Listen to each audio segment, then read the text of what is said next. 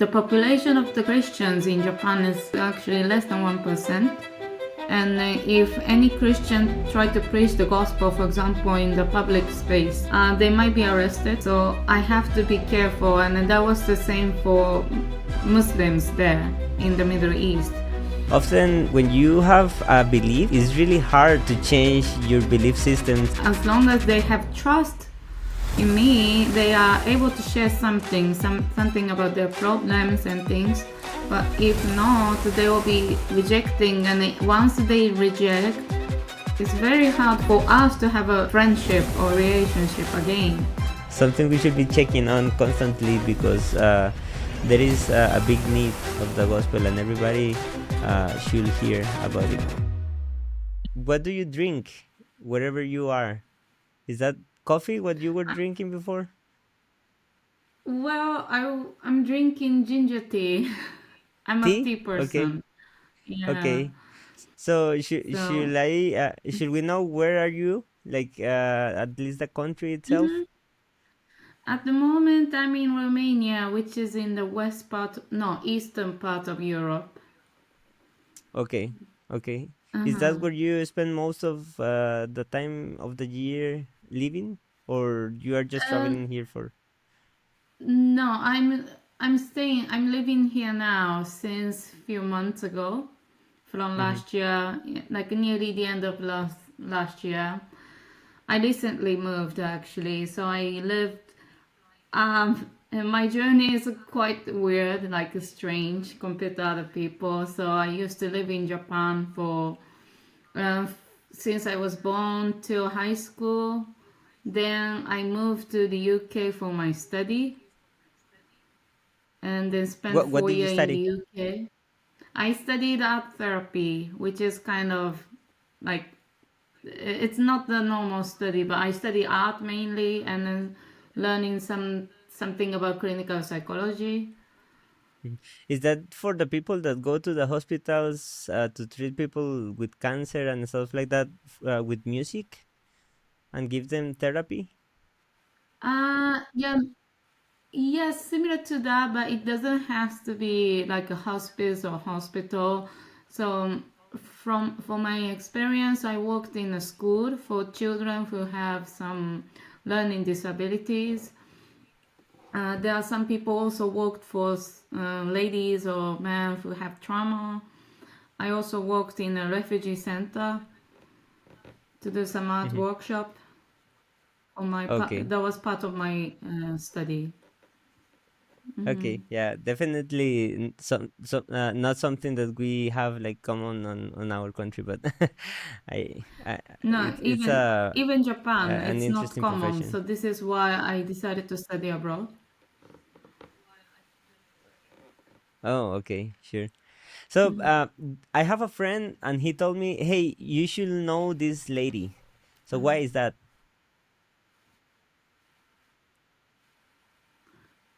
Why?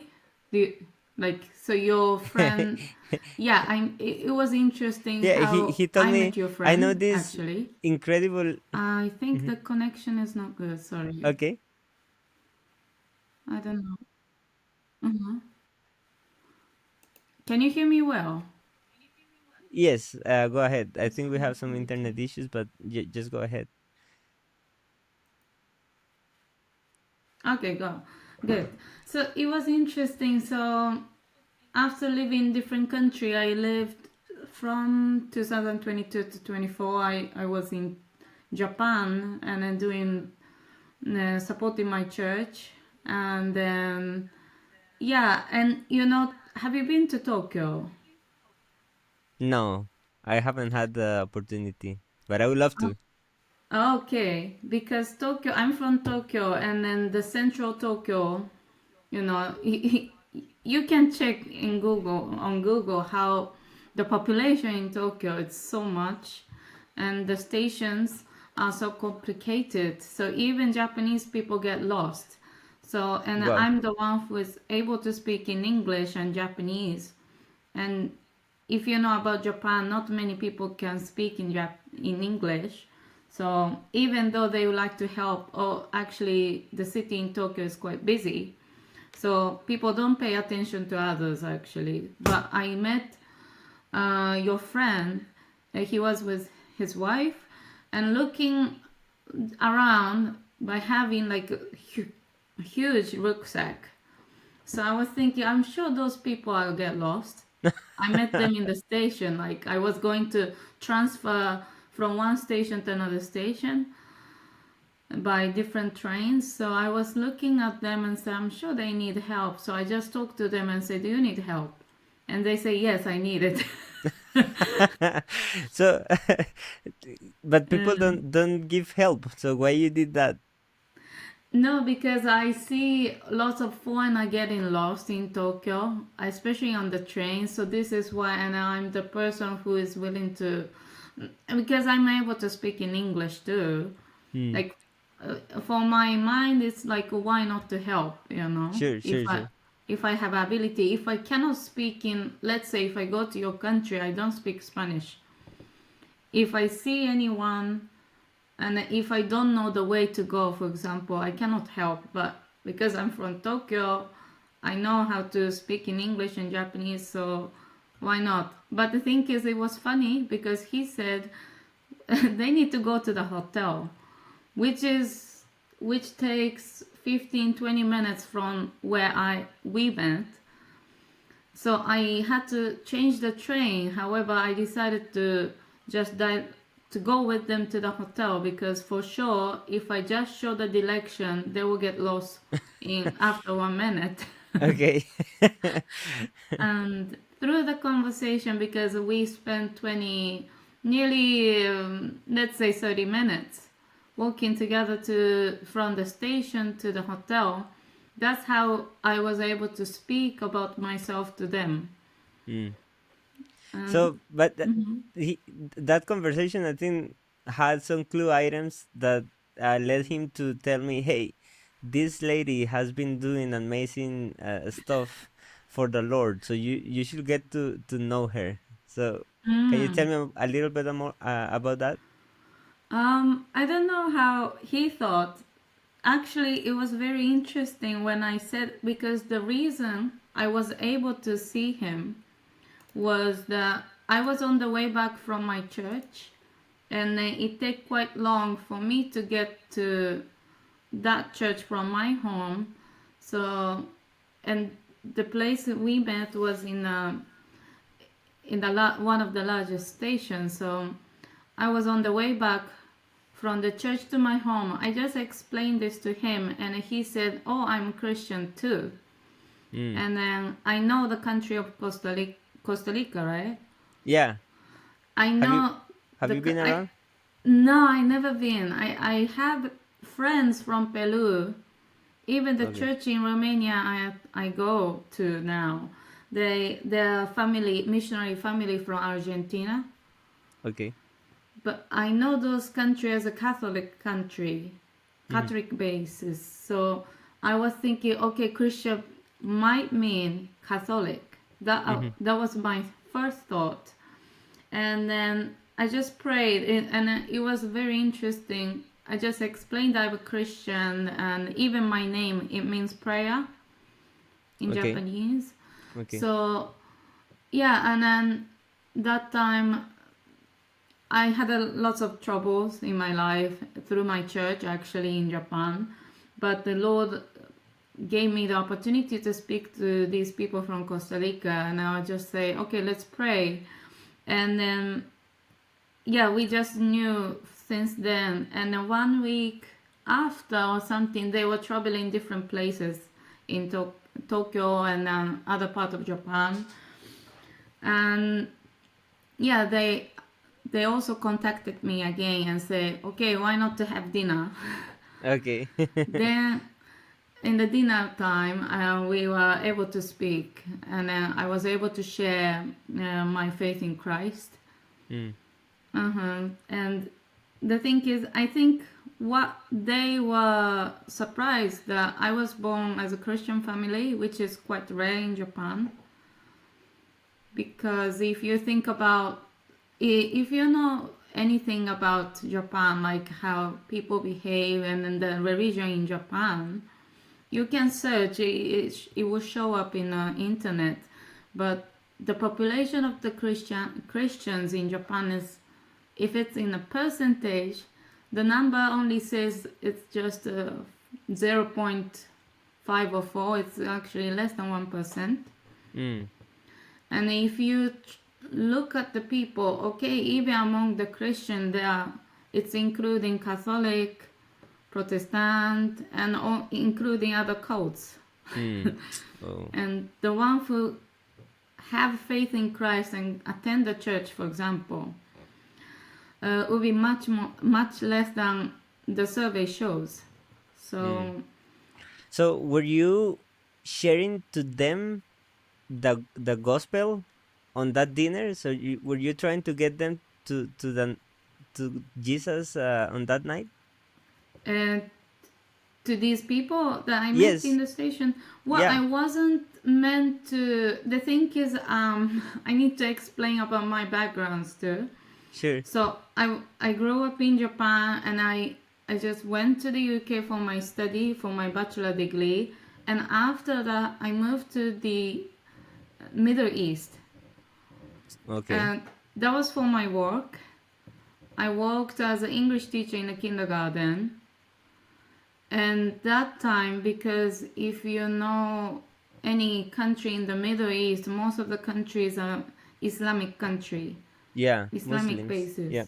even the government. So the country I lived was in Jordan, and in Jordan, yeah, the government is Islam. Like they have a law of Islam and things, but still there are 2% of Christians, and then churches and mosques are always next to each other. They don't have any conflict of it.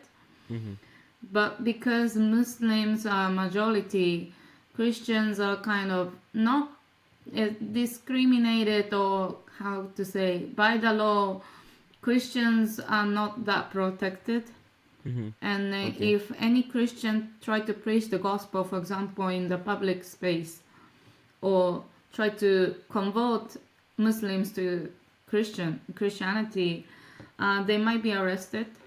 Mm. There will be a high risk. So I was living in in that country where gospel wasn't freely, like Shared. available, Yeah. Yeah. shared, be able to share. So I tried to find a way. I found a way of sharing the gospel by having connection with them. Like, if you have a trust, it's same for Japanese people. If you try to speak the gospel in a first meeting, they will reject because they don't know who I am. Mm-hmm.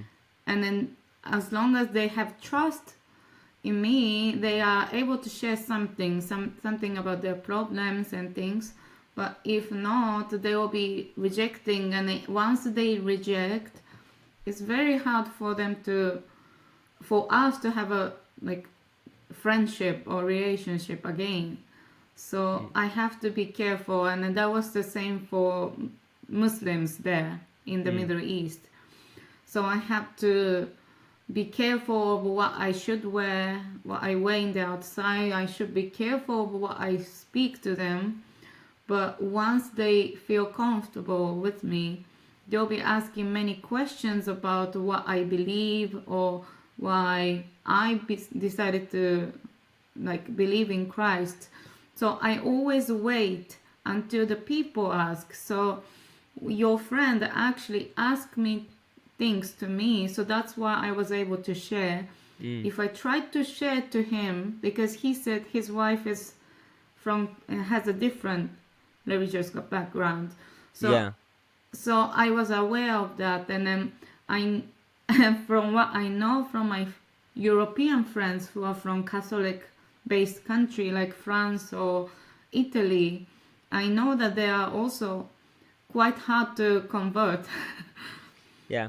Well, So she has been going with him to our church in our recent days. So I have had the pleasure to meet her and be and spend time in the church with both of them.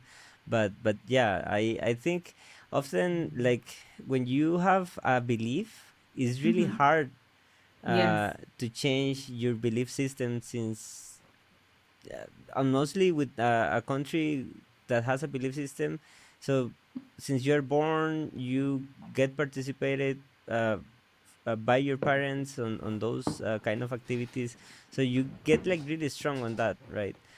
Yes. uh, until someone has maybe like some doubt, or has some issue with, I don't know, the authority on that belief system, that make Mm-hmm. them start searching or being open to look for something else. But yeah, I think changing a belief system is always hard, even like wherever you are, right?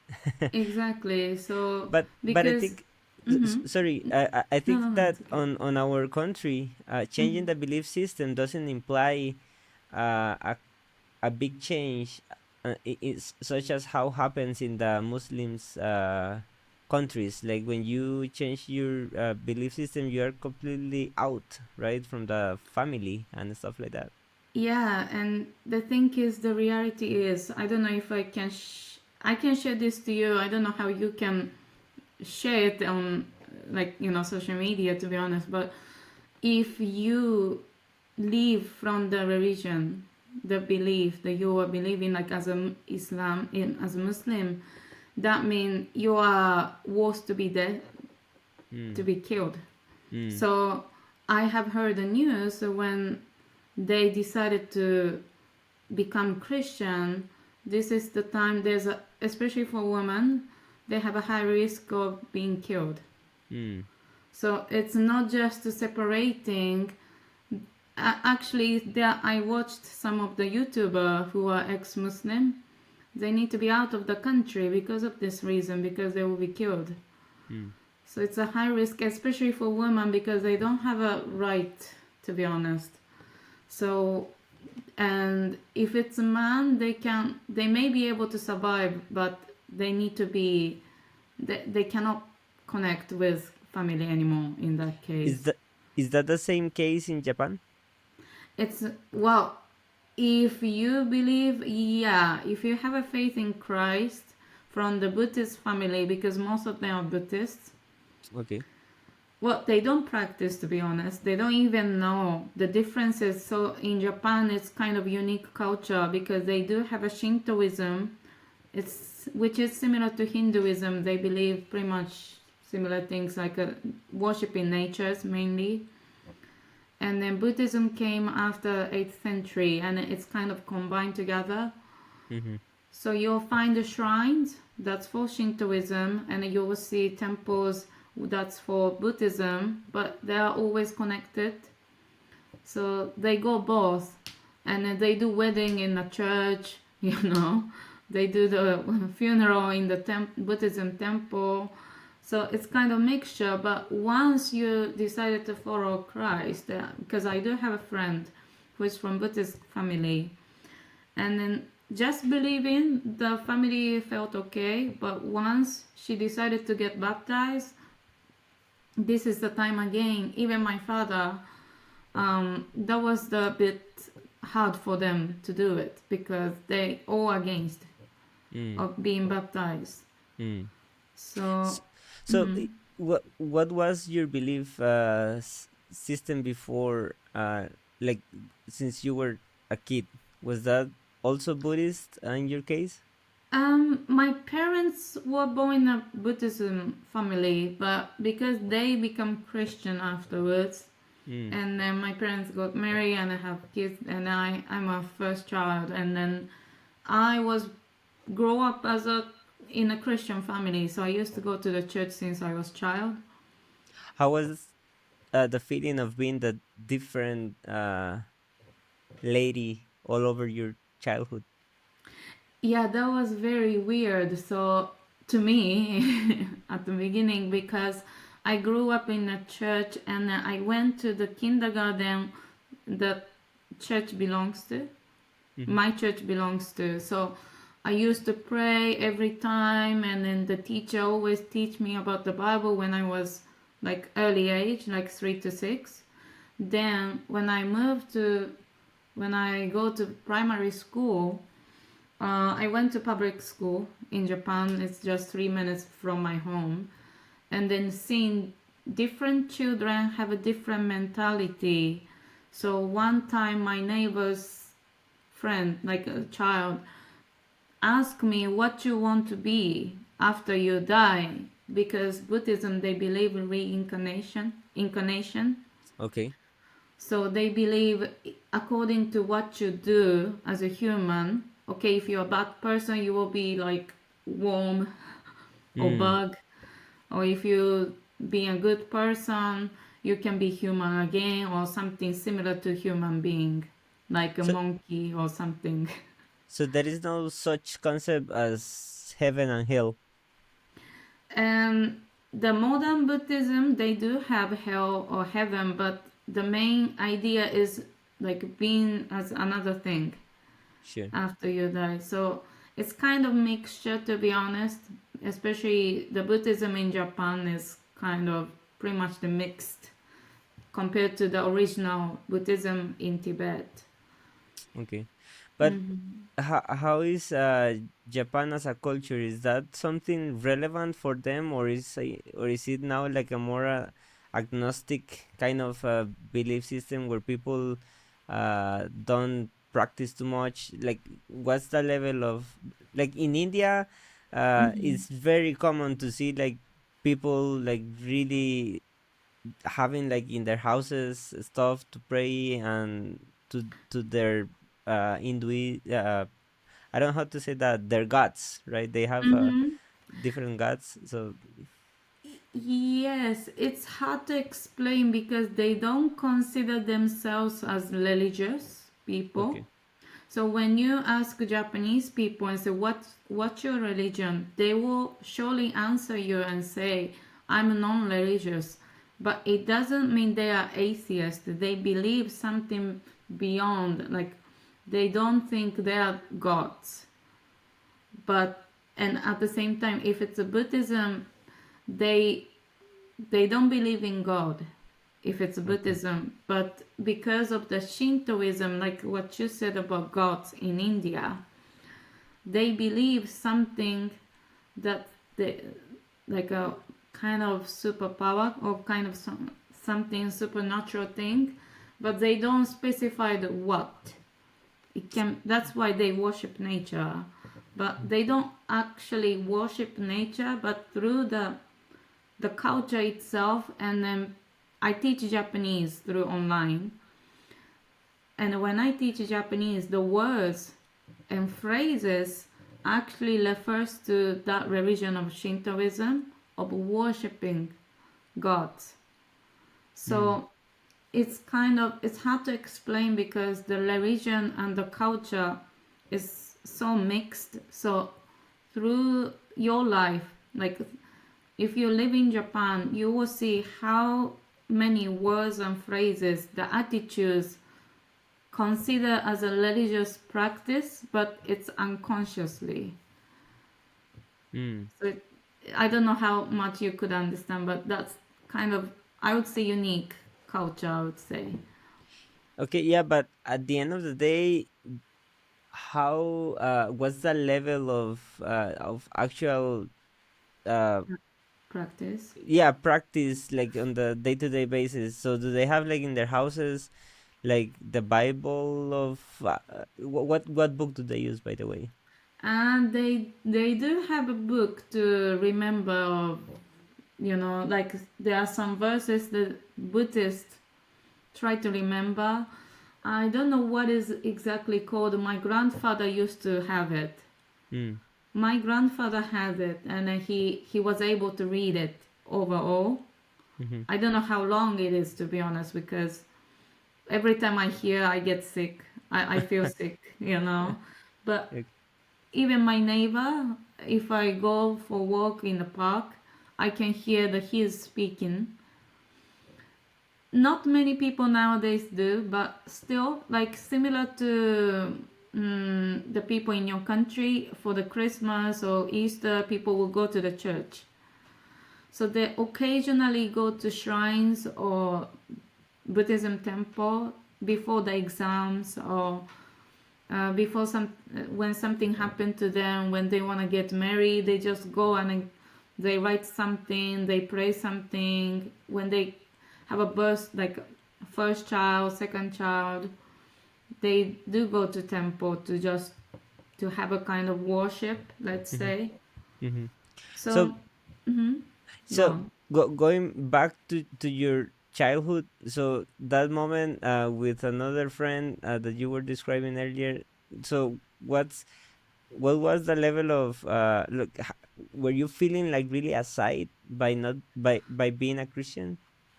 Yeah, I was feeling like, well, first when I was like 6 or 7, I was so confused and looking at them say why they are so different. And I knew soon that I'm the different one because I realized that um, like there's not many Christian family, and actually I was the only one who's from Christian family in the school. So the way they say do things and think that way, like I wasn't fully aware of it until I reached the age of high school, junior high school. I wasn't sure about it. And then the thing is, every Sunday I will be going to the church. That was not normal for them. So when I say about Jesus, I just said it because I just thought by in the church. When I Mm-hmm. was sharing this, kids in the beginning they were saying, "Ah, she's talking something new to us." Mm. But once I get older and sharing, especially about creation, for example, they'll be saying like, "What's this?" Like they'll be thinking I'm an idiot person, Mm. because they in Japan they teach evolution and Oh, I they see. don't have a no doubt of evolution. So it's like I'm believing something that's from the story. That's how people think. So how do Buddhists people think that the world was created?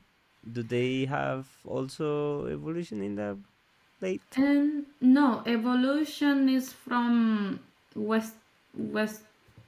How do I say, like Like, like this side of evolution? like Western? Western country, I would say. Yeah, west. Sure. Well, yeah, United west. States. United States or Europe. But the Buddhism, they don't have like these kind of story. Buddhism is more like a philosophy, like how you think about the world and universe. So always they always talk something abstract. Mhm. But Shintoism is, they do have a story of how gods create the world. And It's they have like actually, different gods for each, like someone from for the water and someone for like. Do they have like different gods per, like yes, someone for the animals and stuff like that? not from the animals. So Hinduism is more like animals things, but Shinto is more like a nature. So they believe god of sun, water, Mm-hmm. fire, soil, and based on that they have so many different gods, similar to Greek myth. Mm.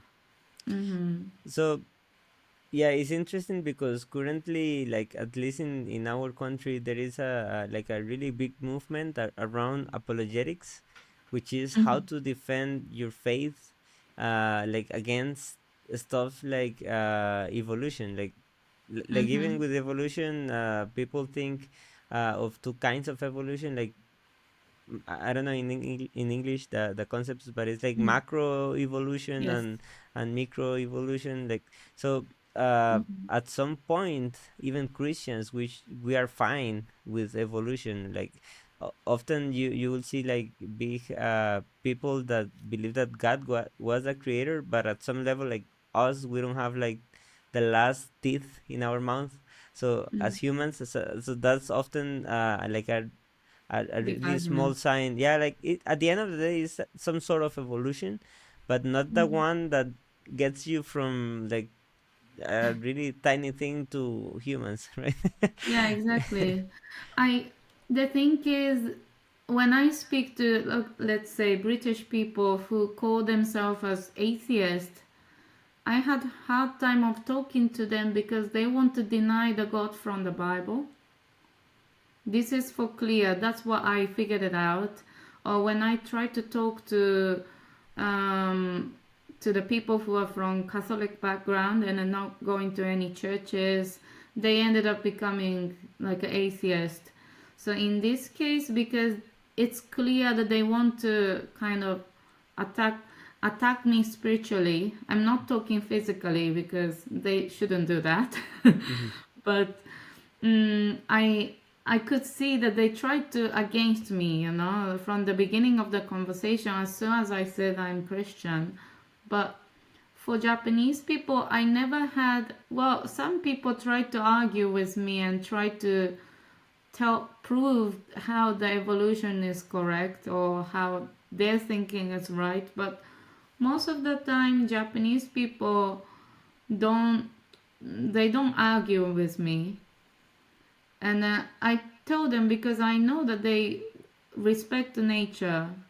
Mm-hmm. People in Japan, they respect the nature mostly, and then because of the idea of Shinto, I sometimes ask them like, okay, you see the beautiful nature in our country in Japan, and then can you believe those nature evolved by themselves and becoming so beautiful?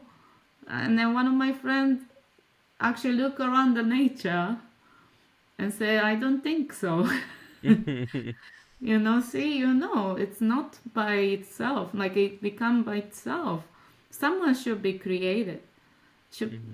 and then make it as beautiful. So that's why we are able to see this beautiful nature. So some people, even through their beliefs, they are kind of open mind. I found it easier to speak about Christ to Japanese people compared to the ones who have different religious background. Mm-hmm. So was that something like risky for you to share the gospel in Japan? Japan, I don't think so, except if I take my risk of losing friends. Okay. I can lose my friends by speaking Christ, that's for Mm. sure. But it's up to them. Some Mm-hmm. people think, okay, she believes in that way, I believe in that way. They can think that way or say, oh, she's crazy, I don't want to be with her. Okay, sure. Two Yeah, choices. yeah.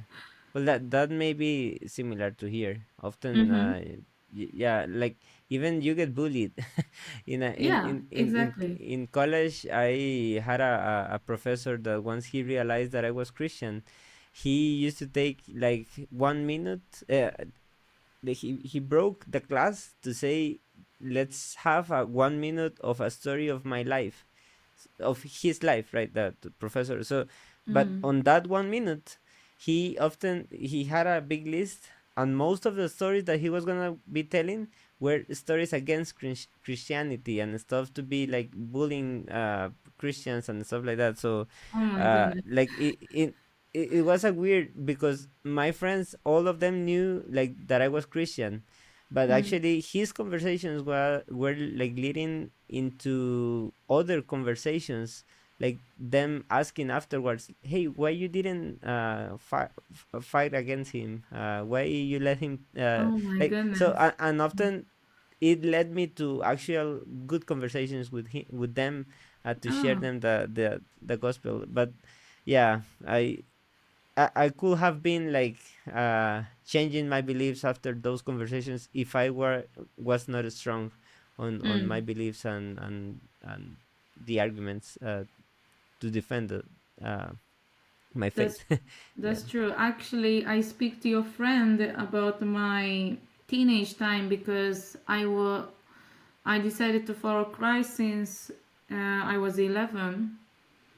But and soon after I was really happy spiritually, and then like freely sharing gospel to my friends, and then they started to bully me. Like they didn't say anything, they just Mm. left from me, and I knew that they didn't like the things I was sharing to them.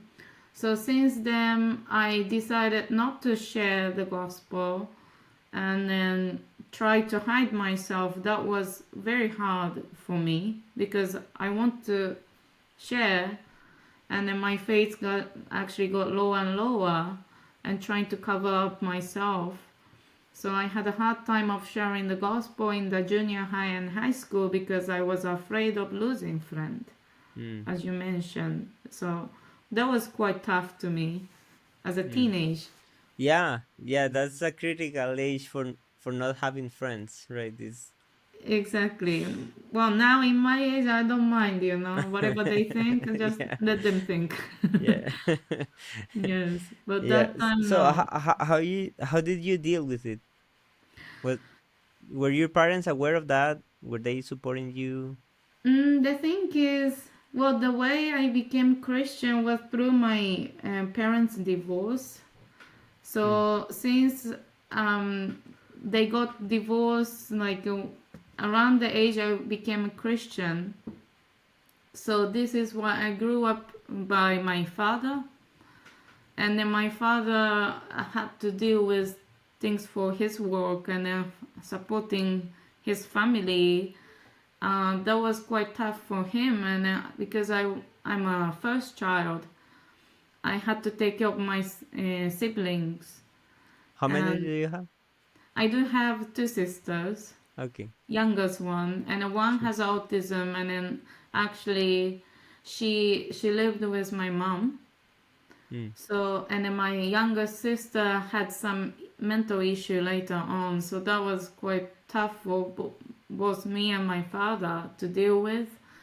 So I don't know how much things he was aware of it, because even though I was hiding myself as Christian, to some trusted friends I was able to share some of my faith, and then some friends even came to my church Mm. during that time. So I don't think he was aware of it. Even my mother, I didn't contact my mother for a long time. I keep in touch with her now, but when I was teenage time, that was a bit hard for me to deal with her because of the reason why they divorced. Mm. So that was quite hard. So it took actually a few years for me to forgive my parents, each of my mother and father. Even though I became Christian, so through my parents' divorce, I started to think of my life, the purpose of my life. That's how I was able to go to the Bible and try to read the Bible to know the truth. Mm. But even knowing the truth doesn't mean the problem solves everything, like Yeah. wipes away. So it took really long time for me to think about my family, forgiving, like accepting my parents as parents, to be forgiven from myself, to forgive them. So Yeah, how was that process? When did that happen? like The you forgiveness. mean forgiveness? Well, living with my father actually let me understand how my mother's life was. It was Okay. quite tough Okay. because I don't know, he has some, he's a tough person. He's a typical Japanese man. And then as a man in Japan, it's like, it's more, we consider them as more like a traditional way. But Mm-hmm. man in Japan, if they are married, they always let the wife to do everything for their home. Mm-hmm. And then because my mother had kids year after, like each, we don't have that much age gap, Sure, sure. It's especially only 1 year between you. 1 year, yeah, Okay, 1 year sure. gap or 2 years maximum Mm-hmm. between me and my middle sister. So, and having 3 kids, and then my mother's from the countryside, not from Tokyo, and driving in Tokyo, it's so stressful also. Mm. And the lifestyle is different. The way people think in Tokyo and the countryside are different. So she got depressed actually. Mm. And the time of depression, she met another man, and then they ended up having relationship in the end. So that was actually fair enough for my father to divorce her. But living with my father, actually understood how tough it was as a woman from countryside living in Tokyo with this man. I understood it was very hard. So my hatred towards my mother kind of decreased, and then knowing, okay, and also through the process of salvation in my life, I understood I'm also a sinner, not just her. So whatever, yeah, she have done something a shame in my family, and then she shouldn't do something that in the past as a married woman, but at the same time I'm also a sinner. I do lots of sins daily. So that's how I realized that not just her, I'm also a sinner. That means that I need to, repent. So through this process and understanding how life in Tokyo actually let me understand my mother more. But the hatred became toward my father afterwards. So it took hard, even longer for me to forgive my father like later on. Like that was my late teenage to actually like a college time. I was hard time of keep praying myself how I should forgive my father.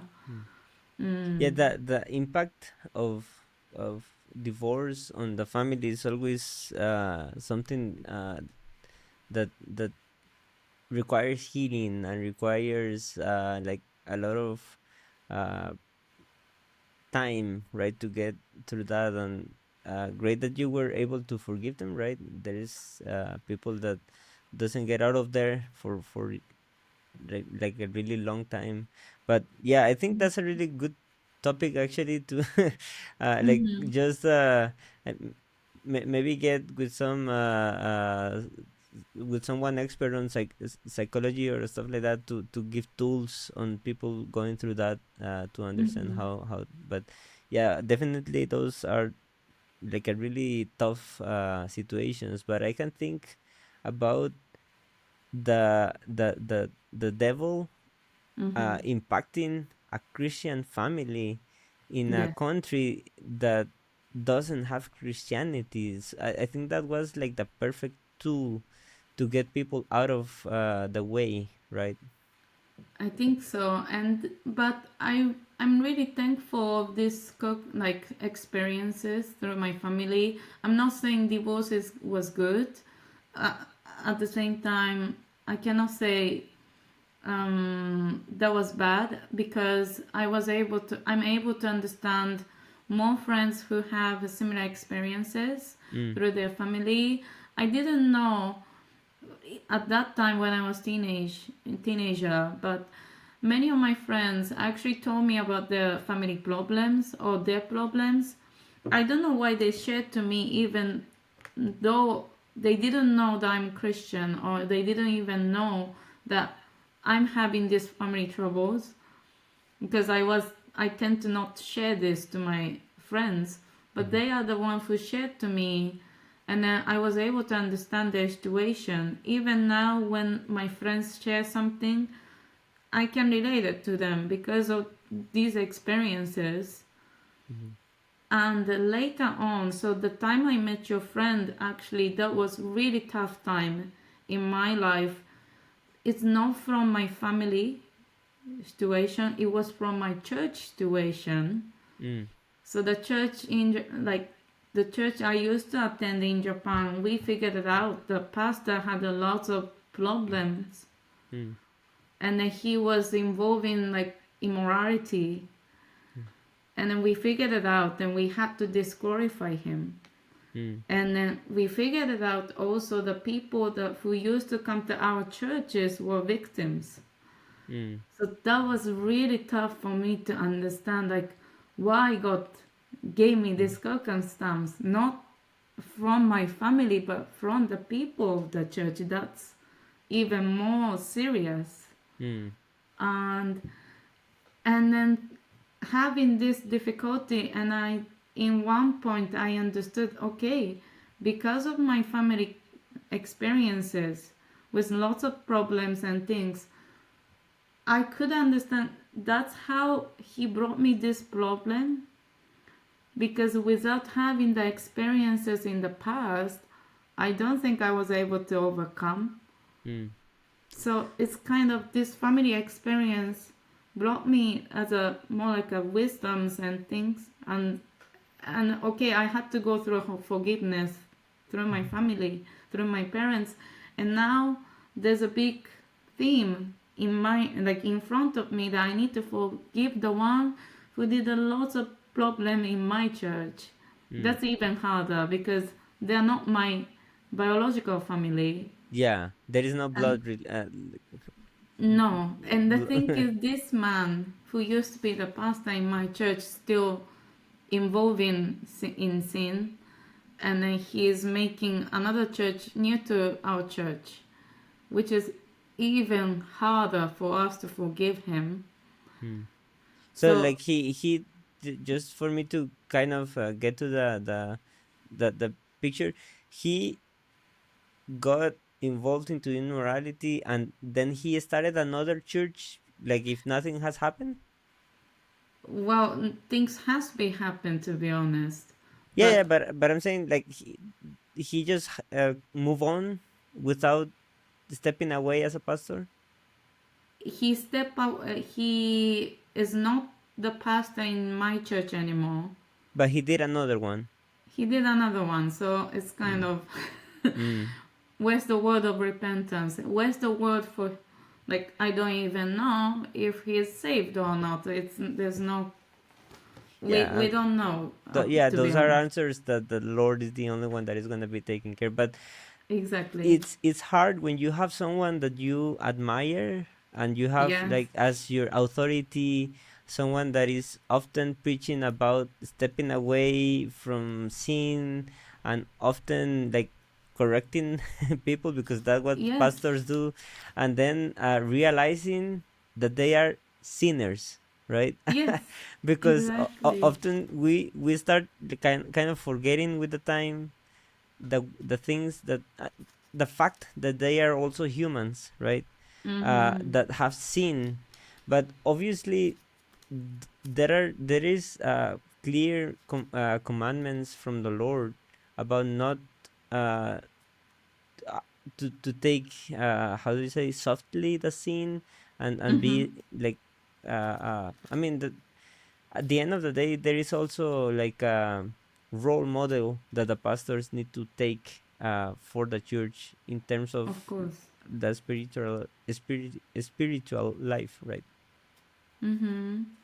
Yeah, I would say so. And the thing is, there are many times God, I could see how God was protecting me, for me, by uh, me to, because I was aware of, I didn't aware of the church problem, unfortunately, because of, you know, my life being in another country didn't let me realize things, many things actually, and then that was my point of, God gave me the idea that I also need to repent, not just him.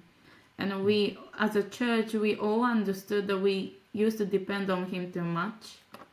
Mm-hmm. So, of course, we shouldn't accept about what he is doing even now in the past also. But also we had to repent ourselves and say, we need to rebuild the church again. Mm. Because church is not just by, like, like ruling, having pastor and doing things by pastor only. It's by all the people of the church, Mm-hmm. because we are the unity of Christ. So people in the church had a hard time understanding this situation, by letting them knowing that we need to Mm-hmm. make church to be holy, we need to sanctify ourselves. So that was really like a good point. It's interesting how God uh, think let us have some experience that we needed in that right moment. Mm-hmm. And I supposed to go to. It's also interesting when I realize now it was the time I knew about the church issue was the time I was going to go to the UK for my master degree. Mm. So I supposed to go to the UK, but knowing the church issues, and I didn't have peace. And I always wanted to dedicate myself to the Lord, but I couldn't do it for many reasons. And it actually realized me why I couldn't do it. God was actually protecting me and then letting not to do certain things that I wish to do. So knowing the church issues, actually I decided to stay in Japan instead of going to the UK just to support my church. Mm. And then at the same time I decided to dedicate myself to the Lord. Mm. That was the actually now if I think about it, that's how I was able to meet your friend in the Okay. station in Tokyo. That was actually an interesting point. So without that situation, you may have taken just the path to go and go ahead with the master's degree, but that kind of moved you around to start like being full time for the Lord. Like what did you start doing? I decided to stay in Japan, not going to the UK for master. Mm-hmm. And then, well, there was a lot of mess actually. I cannot even explain it well, but yeah, I was supporting the church, trying to support the sisters in my church also. Mm-hmm. As a woman, what can I do, you know?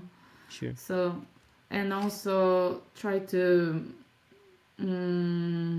solve the issues also. And then I had to find a way of, okay, if I dedicate myself to the Lord, these things I used to share this to the pastor in my church, but because pastor is gone, I wasn't sure who to ask, and then I wasn't sure like what to say about it, about even my church, because if other churches know about these information, we wouldn't know who may hurt our church also, because there are other churches also involved, like try to support the former pastor Mm. without knowing what he was actually doing. So we had a lot of spiritual fights Mm. and then conflict with other churches. So that was quite chaotic, I would say. Mm. So for a year, I found a job in Japan and I tried to settle my life in Japan, because that was the year I just came back from Jordan actually. Mm. So I So was, yeah. Sorry. What's how big was your church? my church, well, in not talking about mega, we don't have many big churches, and usually churches in Japan, unless they have a big buildings, they gather around 40, maximum 40 people, let's say. So my church, well, actually after COVID, I realized the people decreased a lot. Mm-hmm. Mm-hmm. So it become more like, it used to be around 30, 35 maximum before COVID, but after COVID, when I went back from Jordan to Japan and attending church, I realized only 10, 15 people come to the church. So it got much less. Like 15 people. So it was like a really small church. 15 people Yeah, but the or building itself, they rent, we don't have a whole building. So to okay. have a church in Tokyo, it's quite expensive. Mm. So they rent the floor, one floor, Mm-hmm. to do the service. Maximum people, I think 50, 70 people can sit on the chairs. So it's Okay. not that small, but the people who gather was only 15. Nowadays, I think maximum 20, 25, let's say.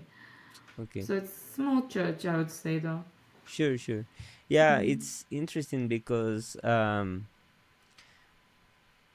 I like our church went through a similar process like 1 year ago, and that kind of things, I like, this is a big learning for me, because I thought that I always ask, like, what would have happened in all the situation that we came through if we were in a place where Christianity is not that popular as Japan, or as a persecuted country, right? But seems like same thing happens. So Yeah. the learning I'm getting from this is that uh, we, as the body of Christ, or as Christians, we really need to be like alert and seeking for the Lord, and be aware that the devil is really looking to destroy our churches. I It think has so. happened here in Costa Rica, in a really Christian place, because we ended up pretty much the same as you, splitting up, and having like 50% of the people gone, uh, Oh. and like exactly a similar situation what you have. Well, I don't know the details of what actually your pastor did and mine. I bet it's a totally different thing. But at the end of the day, because of sin on the leadership, it ended up splitting the church. Exactly. So it happens. It's a reality, and it happens in a really low percentage of Christians country church, and it has happened in a really high percentage of Christianity church. So Yes. big I feel learning here. that that's true, and even our neighbor churches, like that have same faith, Mm-hmm. like and doctrine. There are several churches, even in Tokyo. Like through I'm from Baptist church, and then even other Baptist churches in Tokyo. I was hearing the news of retiring pastor. The pastor had a problem, and then he had to leave. So those ones were not just my church, even other churches that I know, and I could clearly tell even now in Europe, situation of the churches in Europe, I can see it's the ending time. Like it's like the devil is getting stronger and stronger, and then we need to fight spiritually. This is the time that we need to really fight for, because devil's power is becoming stronger because he knows his time. Mm. He knows the ending time is coming. So I always feel the wake up, this church thing realize me that we need to be awake spiritually. Mm. Yeah, yeah, you're right. I think we really need to be like we should change our mindsets as Christians, and be like really, really, really strong on the Bible, and make sure our relationships with the Lord is every time like stronger, right? So Yes. you were in Jordan. What were you doing there? Can you share me a little bit about that? Yeah, sure. Yeah, I was doing well. I met a man in the UK. He used to live in Jordan as a teacher, and he was just asking, he was helping, supporting like refugees in the UK. He just said, "Oh, hey, after you graduate from university, would you like to have some experience of teaching kids?"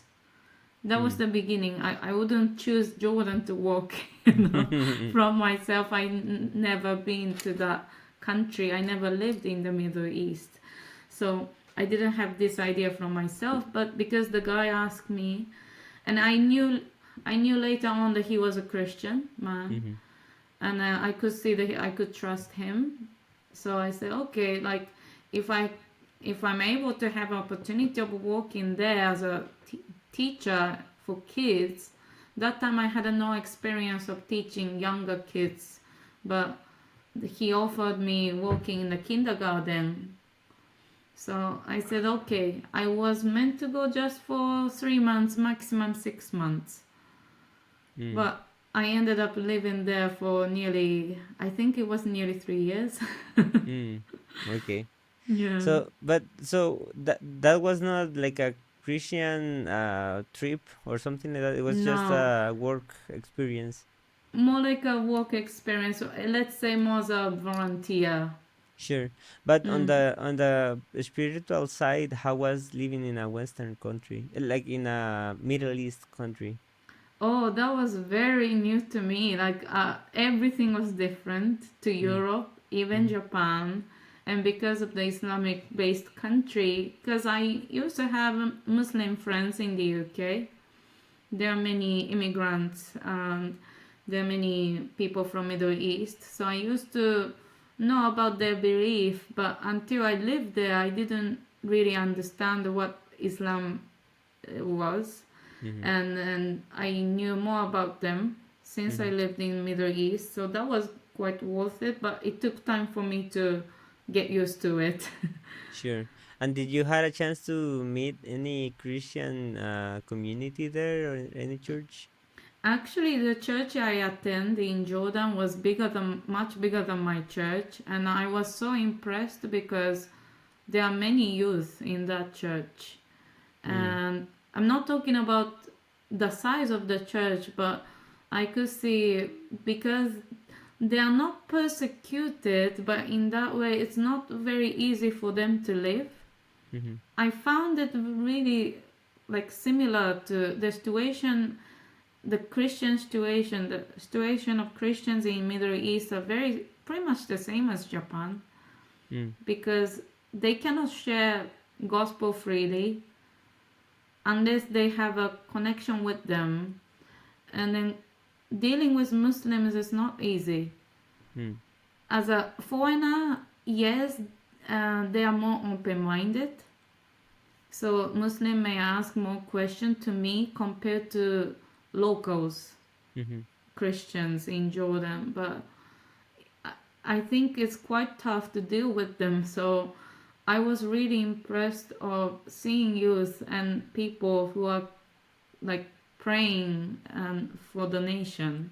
Mm. Actually, Okay. Yeah. I think there is a really tough environment.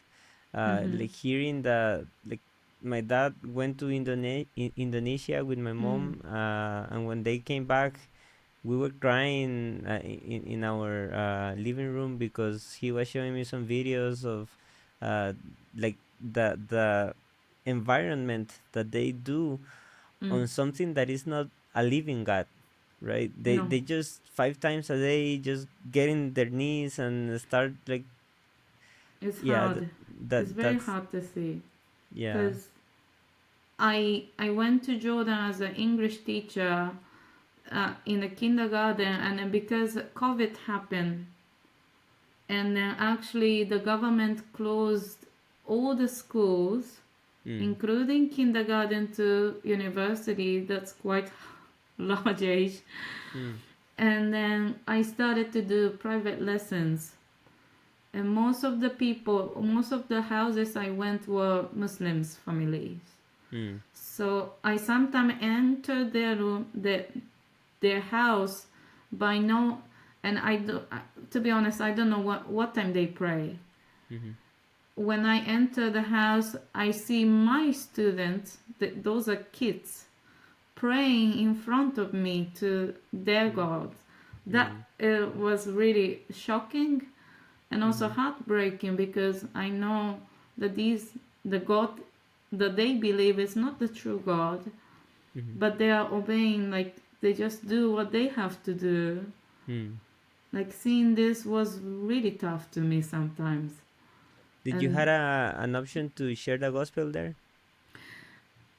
actually God allowed me to do sometimes in, and in that time I was always praying to God and say, please God, I should pray more nowadays too.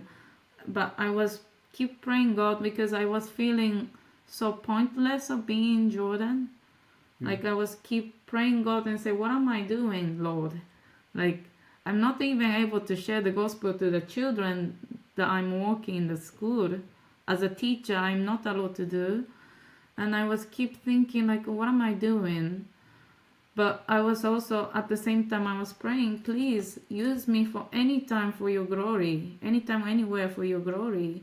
And God actually gave me opportunity of sharing the gospel through my like testimony.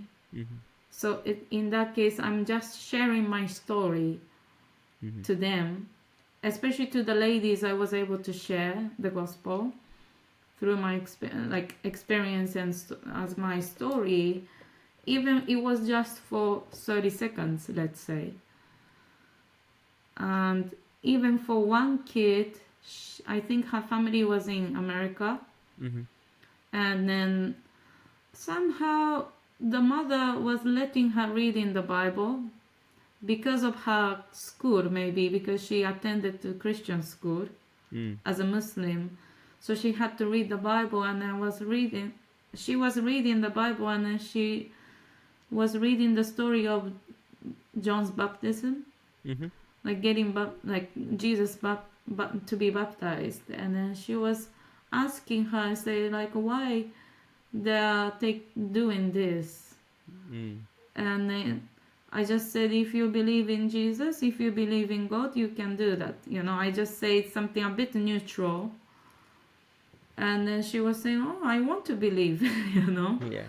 So Nice. as a child, I found it easier to share the gospel to children because they are so open-minded. And even for Christian children, let's say, because Jordan, they are Christians, but mostly they will be Orthodox, Greek Orthodox, so they have a different belief.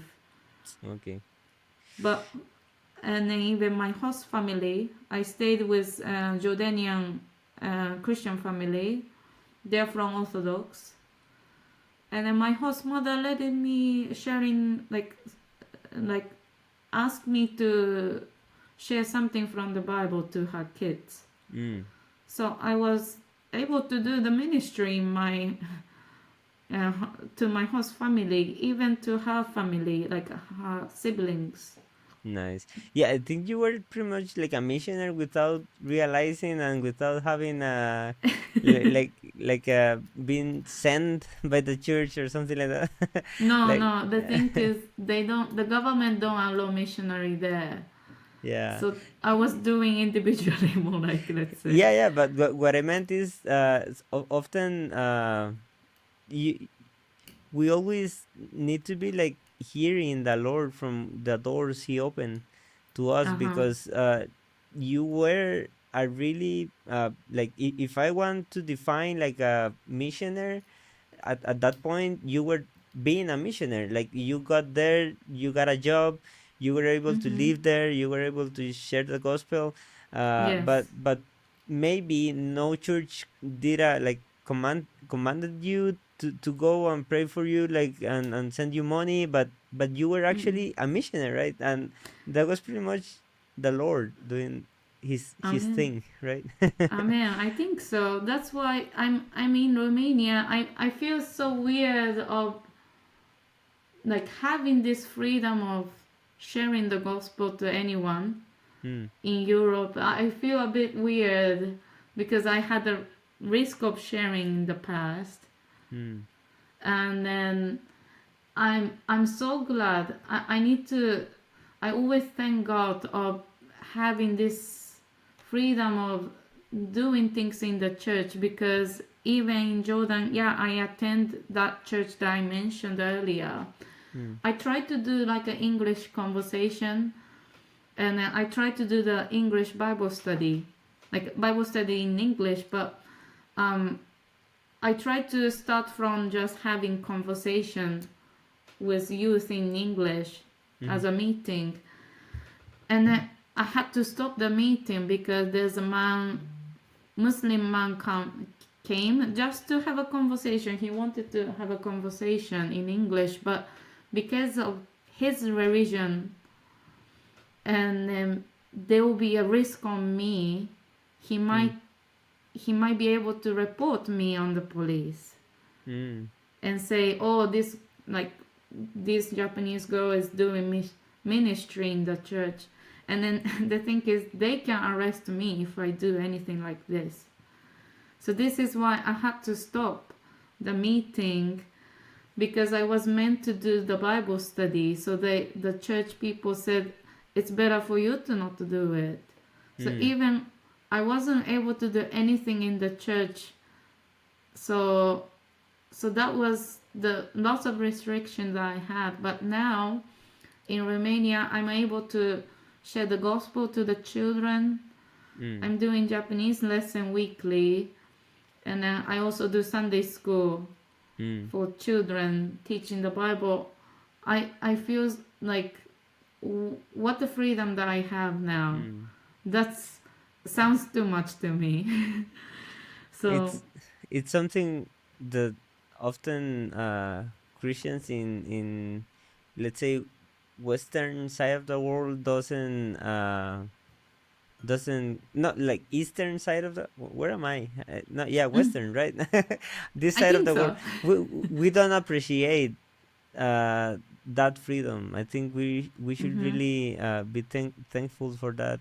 Like Me even my too. program, I'm able to openly, not even Exactly. to talk and to record and to share and send over WhatsApp to whoever I want, and yeah, nobody's gonna came to my home to see like why am I doing it.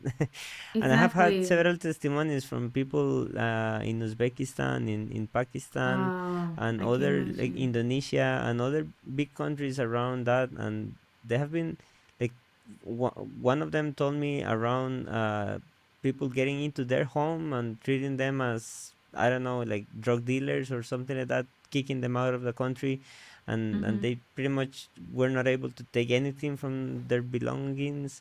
They were just No. kicked out of the country, and Oh wow. just because sharing the gospel, right? And we have a really big freedom that we cannot imagine, but you have lived Exactly. that, so you can tell, right?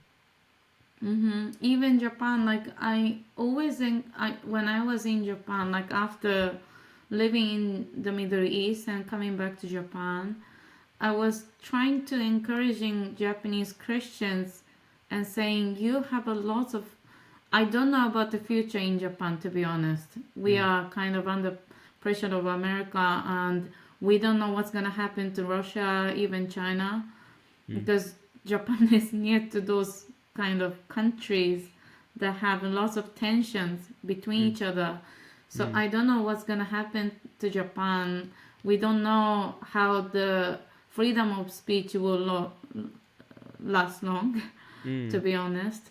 But the thing is, I was telling my friends, before the persecution comes, like before the ending of time, before the persecution towards Christian come, share the gospel, because we still have a freedom of mm, sharing the gospel. We won't be arrested if we even share the gospel on the station. mm-hmm, We're not gonna be arrested in Japan. So it's a, as long as our mouth, as long as we have a voice to speak, we should share, because we need to use this freedom, because there are many countries that you are not allowed to have the Bible, even to share the gospel. I was glad to be Jordan. If I was in Saudi Arabia, no way that I can tell that I'm a Christian. mm, No way that I go to, no way that I can say that I go to the church if it's in Saudi Arabia. No way. mm. So, And when, there is a really big amount of people, percentage wise, of the country that really that really need to hear, right? So if Japan has freedom of speech and there is a really big population that needs to hear about that, why not to Amen. encourage them to hear Mm-hmm. to share the gospel, I right? think How are so. they gonna hear if no one preaches to them? That's a verse. I don't know how. Amen. I don't have the It's English version of the Bible at this point, it's but Romans 10:14. it I thanks. love this verse because is it okay to share the verse? Please go ahead. Yeah, because this is my passion. these verses moves me and letting me share the gospel more. So that's Romans 10, I think it's 14. Well, from starting from 13 and ended in verse 15. I will be reading from New NIV Mm-hmm. version. For everyone who is call on the name of the Lord will be saved. How then can they call the name of that they have not believed in? And how come they believe in the one whom they have not heard? And how can they hear without someone preaching to them? And verse 15 says, for how can they preach unless they are sent? As it's written, how beautiful are the feet of the those who bring good news. So, yeah, how can they believe if we don't share the gospel? Yeah. It's a big shame as a Christian if you have ability to hear, like share, we should share. Otherwise, it will be a big shame on God. Yeah. That's what I believe. Yeah, it's really something that I don't know. Like, I am a computer engineer, so I often have like metrics around my services and all the stuff that I'm in charge of. So I need to make sure that things are up and running, and I have like metrics. So I think a metric that we should all have as Christian is like how many times I have did I share the gospel this week? Like, it's 7 days. Am I 7 out of 7? Am I 3 out of 7? So right, it's something we should be checking on constantly, because there is a big need of the gospel, and everybody should hear about it. So why are you in Romania? It's also another story. And it's very interesting how God brought me here. Well, so when I was in the UK, I had many Romanian friends, especially in England that time. UK was part of the EU that time.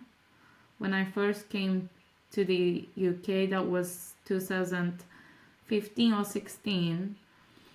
And I met many Romanians, and I met one of the missionaries from Romania that time in that church that I attended in England. But they moved back to Romania, restarting their. Well, they already had a church, but many people left, and then they wanted to restart the ministry again in Romania. And then one of this friend, well, the pastor in the church, I'm friend with his son. And then his son had been to Japan actually before the COVID happens, and I somehow texted him, or we sometimes contact to each other. And then this friend said, "Oh, do you know that my parents are back in Romania now?" He just said, and said, "Okay." And at that time I was so busy at my church in Japan. But he was saying, "Oh, like, would you like to help us? Would you like to help my parents, like, in Romania, because they need people to work?" And and then this friend said they need someone to play piano, because there's no one can play. But the thing is, I cannot play piano. I studied art, but not music. Okay. And then I was so busy at my church, and I felt that I had a big burden on my church in Japan. So I didn't have a heart to go, to be honest, that time. Even though I used to go to Jordan everywhere in the world. Like, I used to travel alone. But that time I didn't feel that I had a desire of going and help that time.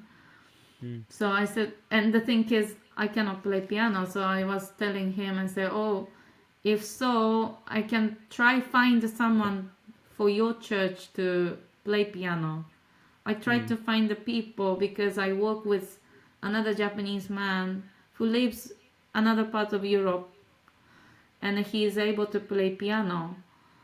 So I was contacting them and other friends who can play piano, but no one were available that time. No So one you, can go and help them. I said, mhm. oh, I couldn't find anyone. And then the pastor's wife was texting me and say, could you try doing something that you can do then? Like piano things, just forget and just come and see, you know. Mm, Come and see, and then let's do something together. mm. And Romanian, they are more like a Latin-based country, Okay. so they are somehow like, well, people of Japan, they are so structured. Mm-hmm. They want to organize everything before they go, but the things that they ask was more like a flexible way and say, let's What, try. why are you saying they? Are you The, structured? I'm kind of mixed now because Okay. I You got lived, European influence in your life. yeah, and also Arab influence Sure, because sure. they Okay. have a different way of, you know. So yeah, so I was saying, okay, why not to go for short term? Mm-hmm. So I went to Romania last year, May 1st, just to help them and see the church situation because I've been to Romania a couple of times when I was in Europe. I've been to their church before. That time there were quite many people. Mm-hmm. Well, not the big church, but still, it was 30, around 40 people were in the church. Mm-hmm. There was quite enough, you know, for their church size. But when I went back, when I went to their church again, um, there were only 10, 15 people. Or because I was there in that church in short time, Mm-hmm. some people came, but that was it. So I could tell, okay, the situation of that church changed a lot. And hearing the church issues with other pastors, they didn't have any conflict or something. But the church leader that was leading in that church after the family moved to the UK, and I think there's an American pastor, but he left Mm-hmm. after 2 years, 3 years. So that's why there are many people in the church left. And then hearing this story, I could relate it to my church. Mm-hmm. So again, it was the right timing for me to visit Romania and realizing not only my church needed help, but people like churches in other countries also need help. Mm-hmm. So that's how I started to pray and say, okay, if God want me to do some works in Romania, that time I was also praying for myself to do another master degree in Philippines. I think it was. I want to study. I still want to study this. I want to study biblical counseling. Mm-hmm. So I was praying and trying to apply some university to study. So I told them I still don't know my path, but when I knew the path, like where to go, I was thinking because I wanted to study, but at the same time I had this heart of for the people of Romania. So I started to pray God and say, okay, I don't know where you're gonna take me, Mm-hmm. but just lead me, like show me the way, as you show me in the past to go to Jordan in the Mm-hmm. that time. So because God showed me the path, always He's the one to show me the path. I was able to pray in that way and say, okay, wherever you say go, I want to be ready. I will be ready. So that's how I prayed, and then God didn't let me go to anywhere to study, Mm. but to go to Romania in the end. So Okay. Yeah, it's nice. yeah. Hopefully people would understand what I meant. Well, that's a really good a really good way of hearing the Lord, right? Just moving around as he tell you to. So that's a really good. It's Like hard for us to do sometimes yeah, because really that hard. time I wanted to be in Japan, helping the church, and also wanted to study something that we always have a desire. And I still praying that if I can go back to the Middle East and do ministry there, even though I experienced lots of difficulties there. I want to go back and then do things again if I can.